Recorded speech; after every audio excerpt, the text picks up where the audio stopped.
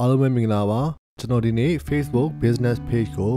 professional ကြဘယ်လိုလုပ်မလဲဆိုတာကိုကျွန်တော်ပြောပြရေးပါမယ်ကျွန်တော်အခုပြောမယ့်အကြောင်းအရာတွေကိုမိတ်ဆွေကတခြားနားလည်သဘောပေါက်တဲ့အခါကျရင်အောင်မြင်နေတဲ့ business page တွေဟာဘယ်လိုမျိုး setup ချထားတယ်ဘယ်လိုမျိုး setting တွေချိန်ထားတယ်ဆိုတာကိုနားလည်သွားမှာပါပြီးတော့ကိုက Facebook page ကိုတည်ချာလေးလုပ်ထားမယ် professional ကြလေးလုပ်ထားမယ်ဆိုရင် customer ကကို page ကိုမြင်လိုက်တာနဲ့သဘောကျသွားမှာပါယုံကြည်သွားမှာပါ sales and marketing အတွက်ကိုလည်းအရန်ကိုအထောက်ပံ့ဖြစ်ပါတယ်ဆိုတော့ကျွန်တော်တို့ Facebook business page ကိုဘယ်လို setup လုပ်မယ်ဆိုတာကိုမစတင်ခင်မှာကျွန်တော်တို့ဒီလိုမျိုးအကျိုးရှိတဲ့ video လေးတွေကိုအမြဲတမ်းတင်ပေးနိုင်အောင်လို့ကျွန်တော်တို့ရဲ့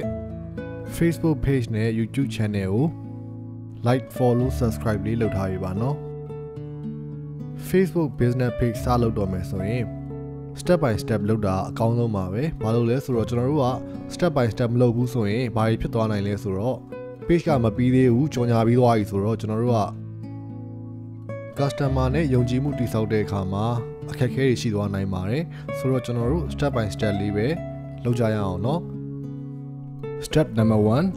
setting up your page ပထမဆုံးကျွန်တော်တို့လုပ်ရမှာကျွန်တော်တို့အလုပ်နဲ့ကိုက်ညီတဲ့ Facebook business page ဖြစ်အောင် categories တွေခွဲပြီးတော့ setting ချဖို့လိုပါတယ်ဒီနေရာမှာကျွန်တော်တို့က page လုပ်တော့မယ်ဆိုရင် Facebook account မရှိလို့မရပါဘူးဒါကြောင့်မို့ကျွန်တော်တို့ Facebook account ကိုအရင်လုပ်ပါမယ်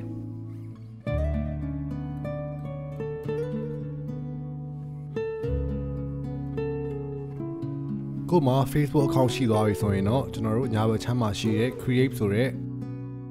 function ကနေတစ်ဆင့် page ဆိုတဲ့ function ကိုကျွန်တော်တို့ထပ်သွားပါမယ်ဒီနေရာမှာရောက်ပြီဆိုရင်တော့ Facebook ကမိတ်ဆွေလုပ်ချင်တဲ့ page ရဲ့အမျိုးအစားကိုမေးပါပြီမိတ်ဆွေက product ဒါမှမဟုတ် service လုပ်မှာဆိုရင်ကျွန်တော်တို့ဘယ်ဘက်အချမ်းက business ဒါမှမဟုတ် brand ဆိုတဲ့ section ကိုရွေးဖို့လိုပါတယ်ညာဘက်ချမ်းမှာကြတော့မိတ်ဆွေကအသင်းဖွင့်နေလုပ်တဲ့ဟာမျိုးတွေဆိုရင်ကျွန်တော်တို့ညာဘက်ချမ်း community or public figure ကိုရွေးပေးဖို့လိုပါတယ်ဒီ video တော့ကျွန်တော်တို့ကစုံဦးတီထွင်နေစီးပွားရေးသမားတွေအတွက်ကိုရည်ရွယ်ပြီးတော့လုပ်ထားတာဖြစ်တဲ့အတွက် business or brand ကိုပဲလုပ်ပြသွားပါမယ်ကျွန်တော်တို့ get started button ကိုရွေးပြီးသွားရင်ကျွန်တော်တို့page ကနာမည်နဲ့ပြီးတော့ page က အမျိုးအစားနဲ့ကိုရွေးရတဲ့ section ကိုထပ်ရောက်သွားပါပြီဒီမှာတော့ကျွန်တော်ကဥပမာအနေနဲ့ဆိုတော့ beauty salon အကြောင်းကိုကျွန်တော်ကလုပ်ပြထားတာပါဒါကြောင့်မလို့ကျွန်တော်တို့ beauty salon ရဲ့နာမည်ကိုရေးပါမယ် Planet Hair Dressing ဒါကျွန်တော်တို့ဒီ beauty salon ရဲ့နာမည်ပါပြီးတော့ categories ဒီအမျိုးအစားကိုကျွန်တော်ရွေးပါမယ်ဒါတွေကကျွန်တော်တို့အလှပရေးရာနဲ့ဆိုင်နေပြီးတော့ပို့ပြီးတော့တိတိကျကျသွားရရင်စပိန်နဲ့ဆိုင်တဲ့အတွက်ကျွန်တော်တို့က hair salon ကိုရွေးပါတယ်ပြီးရင်ကျွန်တော်တို့လိပ်စာတွေဖုန်းနံပါတ်တွေကိုအသေးစိတ်ထည့်ပါမယ်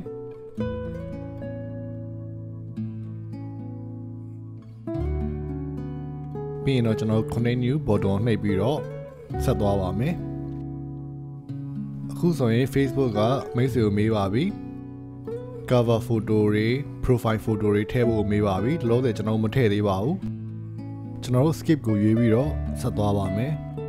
အခုဆိုရင်ကျွန်တော်တို့ Facebook business page တစ်ခုကိုရသွားပါပြီဒါပေမဲ့ကျွန်တော်တို့မှာ logo တွေ cover photo တွေ post တွေလည်းမရှိဘူးအဲ့ဒီအတွက်ကိုကျွန်တော်တို့က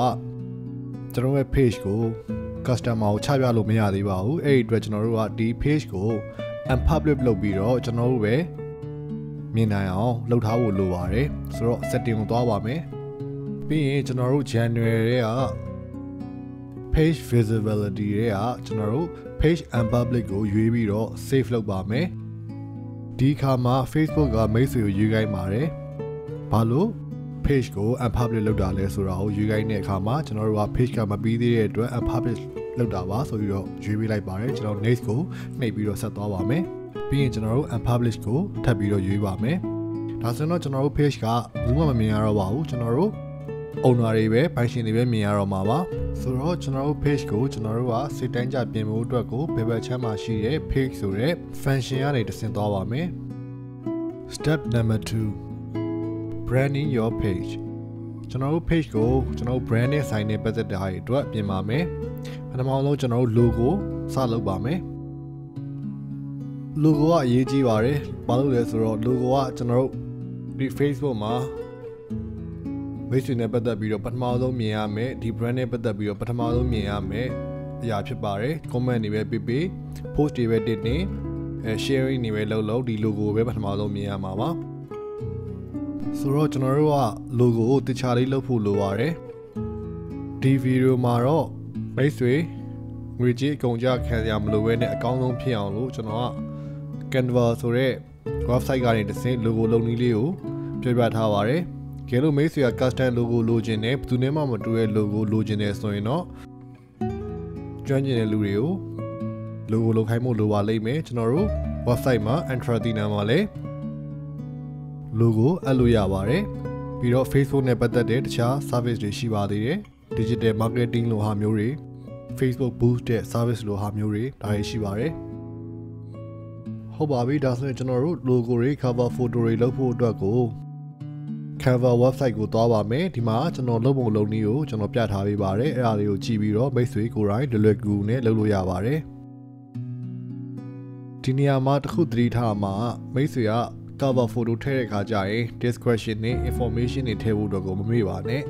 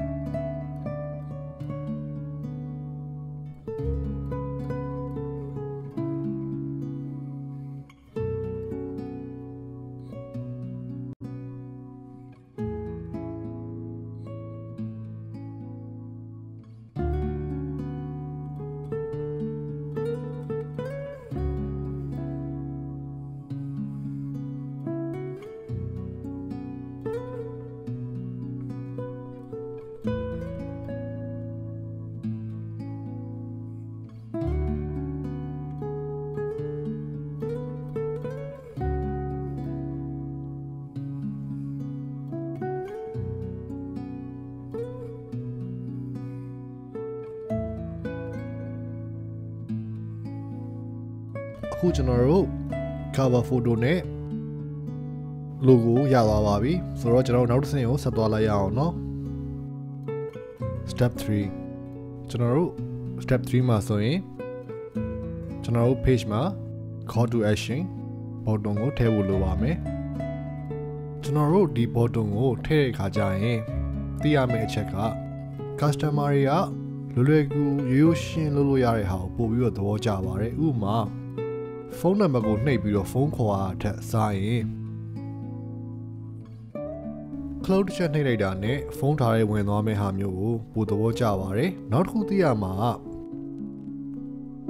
ကိုလုပ်ငန်းနဲ့သက်ဆိုင်တဲ့ button ကိုပဲကိုတခြားရွေးချယ်ပြီးတော့ထည့်ရပါမယ်ဒီမှာတော့ကျွန်တော်ရွေးချယ်စရာတွေအများကြီးတွေကမှဖုန်းနဲ့ပတ်သက်တဲ့ button ကိုကျွန်တော်ဖုန်းခေါ်လို့ရတဲ့ button ကိုကျွန်တော်ထည့်ပြထားပါတယ်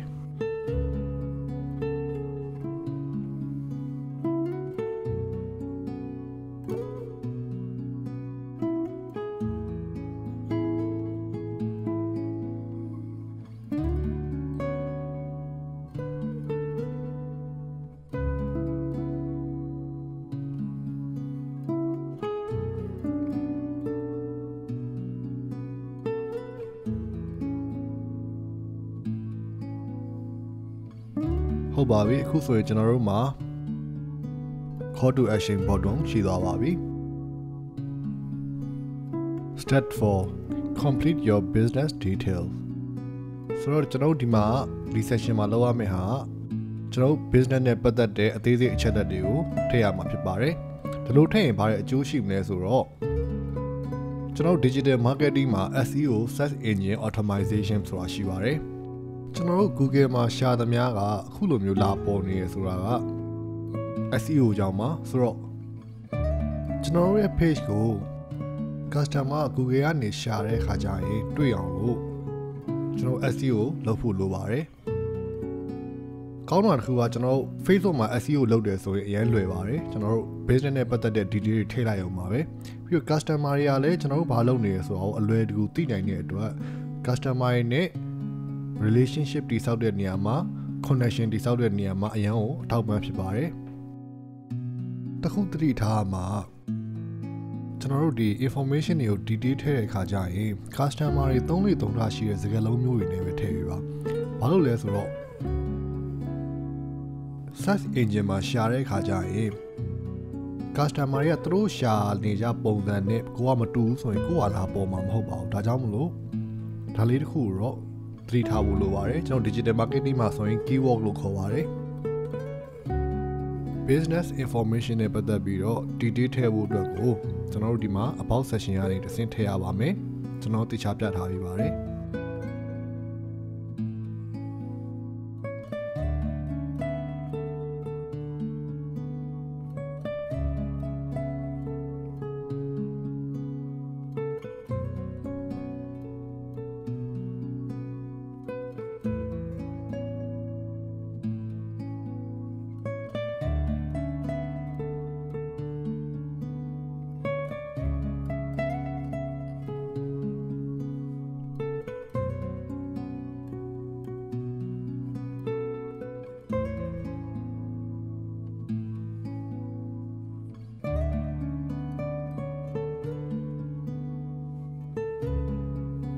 business နဲ့ပတ်သက်ပြီး detail information တွေထည့်ပြီးသွားပါပြီ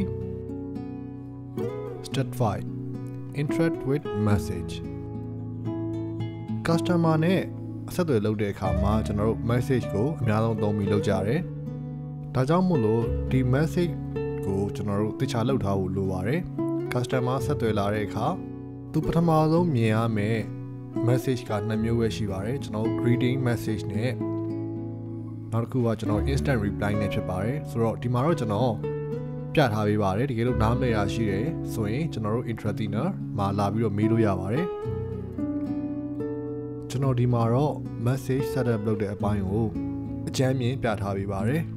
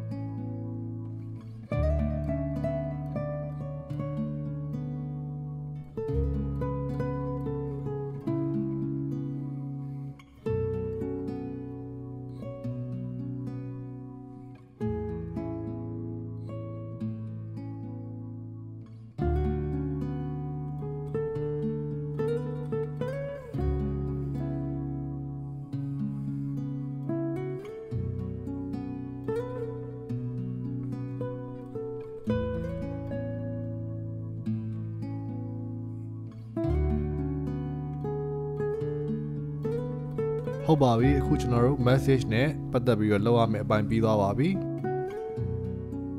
Step number 6 Configure your page menu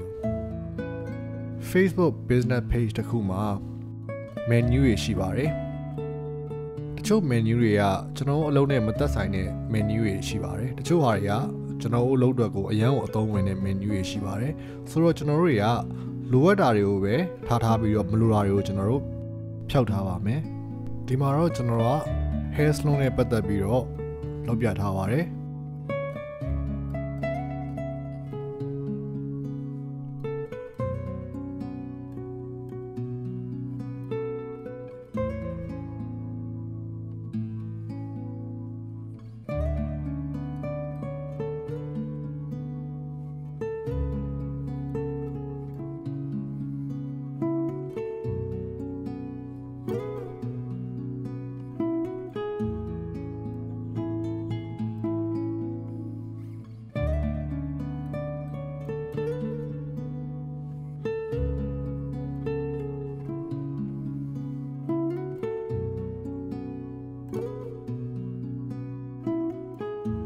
Step 7 Time to publish ဟုတ်ပါပြီကျွန်တော်တို့မှာ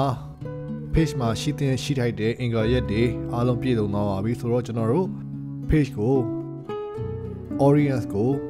customer ကိုစပြီးတော့ချပြလို့ရပါပြီဆိုတော့ကျွန်တော်တို့ page ကို public လုပ်ပါမယ်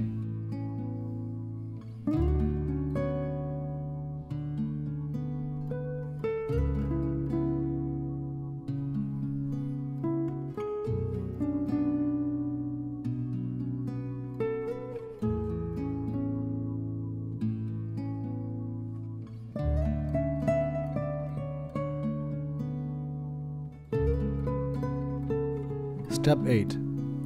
Invite your friends and create a vanity URL နောက်ဆုံးအဆင့်မှာကျွန်တော်တို့ Facebook ကအားလုံးပြည့်စုံသွားပြီဖြစ်တဲ့အတွက်ကျွန်တော်တို့ရဲ့ Facebook မှာရှိတဲ့တကယ်ချင်းတွေကို invite လုပ်လို့ရပါပြီပြီးတော့နောက်တစ်ခုကျန်တာကကြတော့ Facebook ကပေးထားတဲ့ URL ကအရန်ရှည်တဲ့အတွက်ကျွန်တော်တို့က URL အတူလေးမှတ်လွယ်အောင်ကို brand name နဲ့လည်းကို business name နဲ့လည်းကိုက်ညီတဲ့ URL ကိုကျွန်တော်ပြောင်းပါမယ်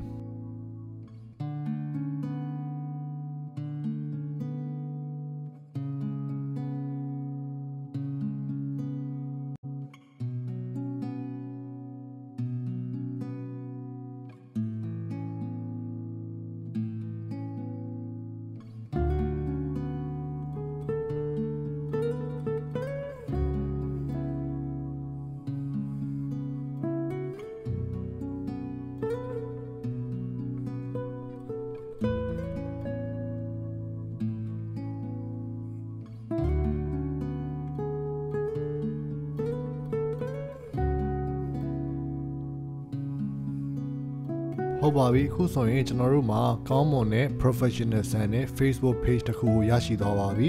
ဆိုတော့ကျွန်တော်တို့ရောင်းချင်တာတွေကျွန်တော်တို့ကြော်ညာချင်တာတွေစပြီးတော့ဒီ page ကနေတစ်ဆင့်လုပ်လို့ရပါပြီကျွန်တော်အခုပြောပြခဲ့တဲ့အကြောင်းအရာတွေကမိတ်ဆွေအတွက်အကျိုးရှိမယ်ထင်ပါတယ်နောက်ပိုင်းမှာလည်းဒီလို video လေးတွေဆက်ပြီးတော့ပြောပြလို့ရအောင်တင်ပေးလို့ရအောင်ကျွန်တော်တို့ရဲ့ Entrepreneur Facebook page ရဲ့ YouTube channel ကို like subscribe လုပ်ထားပေးဖို့အတွက်တောင်းဆိုချင်ပါတယ်အားလုံးစိတ်လုံးချမ်းမြေ့ကြပါစေခင်ဗျာ